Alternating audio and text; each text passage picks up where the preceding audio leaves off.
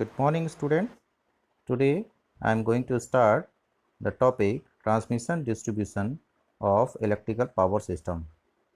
This is the course on the base of diploma electrical engineering, and this is also cover some points and some topics in BTech electrical engineering. Now we are going ahead about the power distribution system. What about the power distribution system is? Distribution system can be defined as the part of system by which electric power is distributed among various consumers and which is shown in the figure. Here from the diagram we can understand about that there is a DSS, distribution substation, is connected to the feeder and then distributor. This distributor mentioning that this is the distributor, right? And here this is the DSS, and DSS connected with feeder. Feeder provides the distributor services and then it is provided to this serviceman, right? And the next is we are going to discuss about the feeder. What about the feeder is? Feeder can be defined as a conductor which connect to the major substation, right? Major substation to the distributor. Okay. And that about the distributor, we can understand about the distributor can be defined as a linear or conductor to which various consumers are connected through the service means. In the previous slide, we can see that the service means, this one is service means, this is the distributor, and this is the feeder. Okay. Now about the service means. A service means can be defined as a line which connected to the consumer to the distributor. Okay. So we going ahead about the detail about the power distribution system. The power distribution can be defined or classified on the basis of nature of the current, means what exactly current nature would be there. Here the AC distribution system, which is can be classified as the primary distribution system and the secondary distribution system. Okay. The next slide describing the detail about the AC distribution system. AC distribution system, here we already studied in the previous slide the primary distribution system and the secondary distribution system. What about the primary distribution system is? The system where step down transformer used and provides power to the consumer end. Step down to 11 kV or 6.6 kV is known as high voltage or primary distribution system. Here we just need to understand this is the step down procedure in 11 kV. That means we already know that the substation would be maybe 33 kV, maybe 132 kV, right? And maybe 33 kV. So it may be stepped down to the 11 kV or 6.6 kV, right?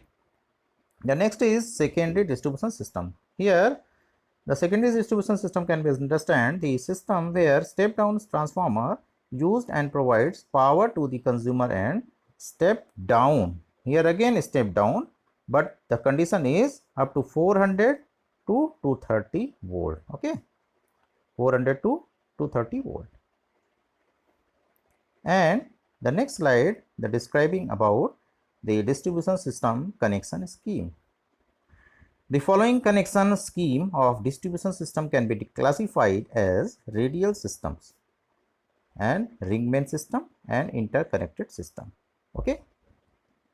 Now we described about the radial distribution system. Only one single path is connected between each distribution and substation is called radial distribution system. Okay. Here the fault occurs either on feeder or a distributor. All the consumers connected to the connected to that, distributor will get affected. Okay. When we talking about in India, 90%, 99% of distribution of power is by radial distribution system. Okay. And the next, we just talk about the advantages. What about the advantage of the radial distribution system? The radial distribution system advantage would be its initial cost will be minimum. Number 2, the simple planning, design and operation.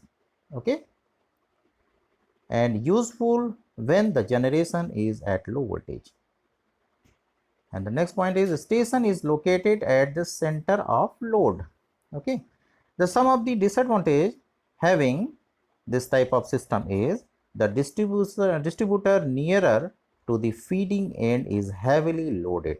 Okay, the next slide explaining the ring main system. What about the ring main system is, feeder covers the whole area of supply in the ring fashion and finally terminates at the substation from where it is started. Number 2 is closed loop form and looks like a ring.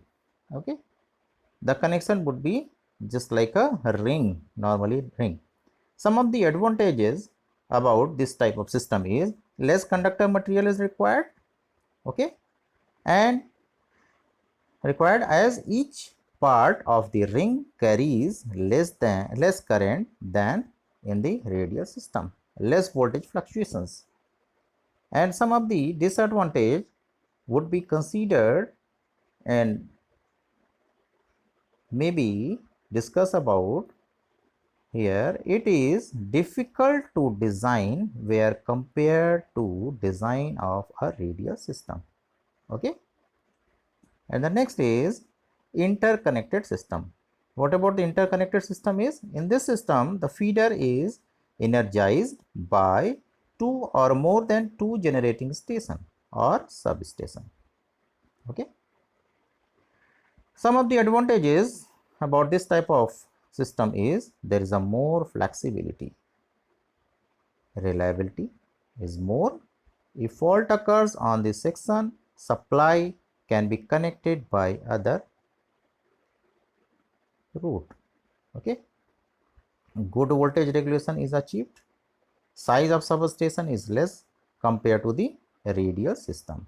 So this is the advantages of this. So this is all about the transmission distribution of power. Okay, some queries if you may have in your mind, you may ask on the comment box and we will definitely try to get answered all those questions. Thank you so much for watching.